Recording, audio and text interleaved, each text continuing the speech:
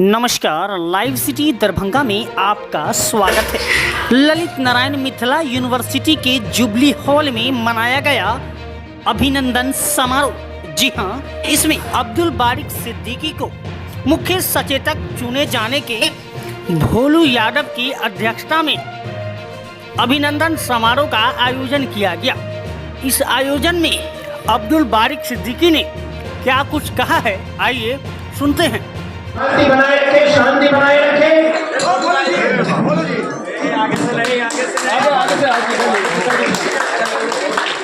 हो गया भाई। मगर हमारे पत्रकार बंधु को इस इंतजार में है कि जल्द से जल्द ये प्रोग्राम खत्म हो जाए। अब इन्होंने और मंच पे जितने हमारे पार्टी के, माफ कीजिएगा, सबका नाम हम विनोद मिश्र जी से लेके सब लोगों का सब लोगों का बिना नाम लिए हुए मैं माफी चाहता हूँ। सभी मंच पे बैठे इस मंच तक पहुंचाया है, इस लायक बनाया है वो सभी हमारे भाई लोग। ये भोलू जी मुझसे इन्होंने बहुत अनुरोध किया कि प्रशिक्षण शिविर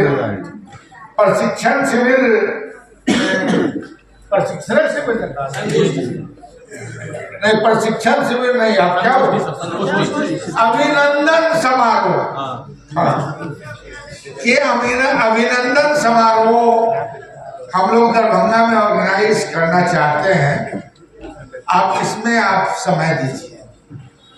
मैंने इनको लाख मना किया कि मैं आज तक अभिनंदन समारोह में शामिल नहीं हुआ। जब मैं फिनांस मिनिस्टर था, नेता विरोधी दल था, दर्जनों विभाग में मंत्री था, तो किसी ने कोई हमारा अभिनंदन नहीं किया। मगर अब आप जो ये अभिनंदन जो कर रहे हैं, अभिनंदन तो तब किया जाता है कि जब जिस पद पर हम आए और कुछ अच्छा काम कर लें जो समाज के लिए सीख हो, तो और जो कार्य किया अच्छा उसका हौसला अफजाई के लिए अभिनंदन होता है। मगर फिर भी इनके आग्रह को बहुत ज्यादा हमने कहा कि भाई अगर बहुत टाल देंगे तो हो सकता है कि इनको बुरा लगे, मगर इसी बहाने जिला भर के कार्यकर्ता, नेता सब यहाँ आए। मेरा मानना है कि अभिनंदन समारोह वगैरह के फेर में कम पड़ी, और अगर पार्टी में सच क्या कमी है, क्या करना है, उसके लिए अगर निडर होके बात करनी है तो राष्ट्रीय जनता दल जिला का 2 दिन का प्रशिक्षण शिविर रखिए, और उस 2 दिन के प्रशिक्षण शिविर में खाने के साथ 2 दिन का प्रशिक्षण शिविर रखिए। एक पंचायत से मैक्सिमम मतलब जो है 5 या 10 आदमी को बुलाइए, और उसमें चर्चा कीजिए कि हमारी क्या कमी रह गई, हमें क्या करना चाहिए, और हमने अगर कोई गलती की है तो उसका सुधार हम कैसे कर सकते हैं। वो प्रशिक्षण शिविर में ही होगा, और प्रशिक्षण शिविर में वही लोग शामिल होंगे जो बुलाए जाएंगे, और प्रशिक्षण शिविर के समाप्त होने के बाद जो है मीडिया वाले भाइयों को बुलाया जाएगा। इस तरह से नहीं बुलाया जाएगा। अब अगर मुझको लगता है कि यहाँ तो 2 दिन का प्रशिक्षण का जिम्मा तो हमारे फातमी साहब भी उठा ले सकते हैं खर्चा। नहीं फातमी साहब उठाएंगे तो ललित जी उठा लें, और अगर इन दोनों ने नहीं उठाया तो हम उठा लेंगे। और अगर तीनों आदमी मिल के कहें कि हम लोग शेयर कर लेंगे, काफी उठा ले, हमें उठा लें, हमको कोई दिक्कत नहीं, आप जिसको कहिएगा सब। हमको कोई दिक्कत नहीं है। व्यवस्था कैसे की जाती है उसका हुनर हमने जानना है कर्पूरी ठाकुर के समय में, तो इसलिए उसका हम फेल नहीं करेंगे।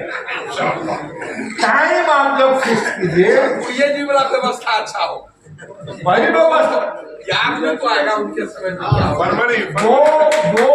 वो अगर व्यवस्था होगी तो बहुत ज्यादा गुणगान से बचना पड़ेगा, और सच बोलने की आदत डालना पड़ेगा, और सच बोलने के बाद जो हमारी कमी है उसको खत्म करने के लिए कार्यक्रम बनाना पड़ेगा। हमारे माले के भाई बैद्यनाथ यादव यहाँ बोल रहे थे, अभी तक इन लोगों में वो जोश है बात, हम लोगों का थोड़ा थोड़ा जो सत्ता में आ जाते हैं तो थोड़ा थोड़ा सत्ता का जो अवगुण होता है उसको हम लोग इंपोर्ट कर लेते हैं। इसलिए जो हमारा जो गुण है वो गौण हो जाता है, और अवगुण जो है हम पे हावी हो जाता है। आजकल क्या है, आजकल जनरली हम देखते हैं जो हमारे सोशलिस्ट पार्टी के लोग नारा लगाया करते थे कि राजा हो या भंगी की संतान सबकी शिक्षा एक समान, लगाया करते थे। आज ये नारा कोई लगाता है? आज ये नारा नहीं, आज तो पानी पीना है, मतलब एक तरह, दो तरह, तीन तरह नहीं, 4-5 लेयर है शैक्षणिक व्यवस्था का। आज गांव में भी थोड़ा सा भी कोई एफर्ट कर रहा है तो वो अपने बच्चे का नाम जो है प्राइवेट स्कूल में लिखवा देता है। और चालाकी देखिए कि सरकारी स्कूल में भी नाम लिखवा कर रखता है, सरकारी स्कूल का भी फायदा उठाता है, अब पढ़ाता है प्राइवेट स्कूल में। अब यही वजह है कि शिक्षा के प्रति लोगों की जागरूकता बढ़ी है।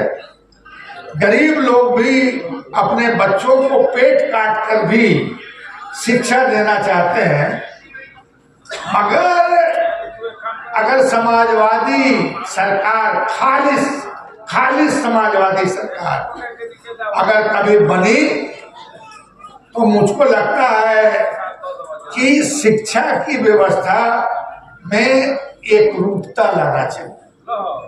और जब तक सरकारी स्कूल में अब्दुल बारी सिद्दीकी का बेटा नहीं पढ़ेगा और हमारे यहाँ का जो गरीब आदमी का बेटा नहीं पढ़ेगा, तब तक सरकारी स्कूल का स्तर ऊंचा नहीं हो सकता, बढ़ नहीं सकता। अभी क्या है, बिल्डिंग बन गई है, बिल्डिंग के लिए भी ठेकेदारी की अलग लड़ाई जाती है, मगर फिर भी आजकल बहुत सारे सरकारी स्कूल हैं जिनमें बहुत अच्छे अच्छे शिक्षक हैं, और उन्होंने शैक्षणिक व्यवस्था को अभी तक बना कर रखा है। हम सबों की कोशिश यही होना चाहिए कि साहब सरकारी स्कूल का स्तर ऐसा बन जाए कि लोग प्राइवेट स्कूल की तरफ नहीं जाएं, सरकारी स्कूल की तरफ आए। अब्दुल बारी सिद्दीकी का अभिनंदन हुआ, क्या कहेंगे, कितना सफल रहा है?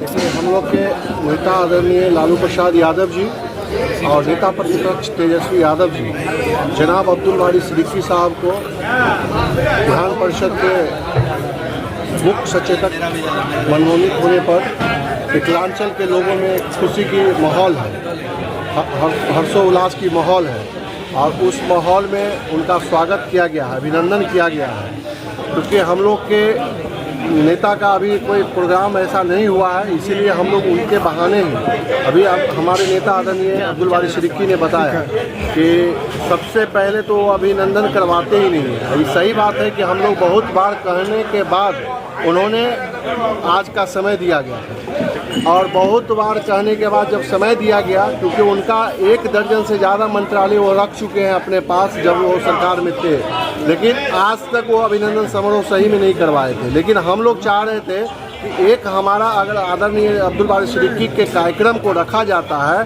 तो इस पर जितने भी हम लोग के युवा साथी हैं और जितने भी वर्कर हैं वो एक चार्ज हो जाता है, क्योंकि हमको 2025 में यहाँ के मुख्यमंत्री आदरणीय तेजस्वी यादव जी को बनाना है। इसीलिए हम लोग चाहते हैं कि किसी भी बहाने हम लोग का एक प्रोग्राम होता रहे, लोगों से मिलते रहें, हर एक दुख सुख के साथ हम लोग रहें, और इसीलिए हम लोग अभिनंदन समारोह रखे थे ताकि हमारे महागठबंधन के सभी साथी यहाँ आवे, उपस्थित हो और हम लोग को चार्ज करे। बड़े गार्जियन जो भी लोग आए हैं, बड़े लीडर, वो हम लोग को चार्ज करे और हम लोग उनके दिशा निर्देश पर सभी जगह जाके अपने लोगों के साथ दुख सुख में साथ रह के और उनका दुख सुख में भागीदारी ले और अपने अपने लोगों को बतावे कि हम लोग के नेता आदरणीय लालू प्रसाद यादव जी को और हम लोग के नेता प्रतिपक्ष तेजस्वी यादव जी को 2025 में हम लोग मुख्यमंत्री बना के बिहार को विकास की ओर ले जाए। क्योंकि हमारे नेता आदरणीय नेता प्रतिपक्ष तेजस्वी यादव जी जब सरकार में आए तो 17 महीना आपने देखा होगा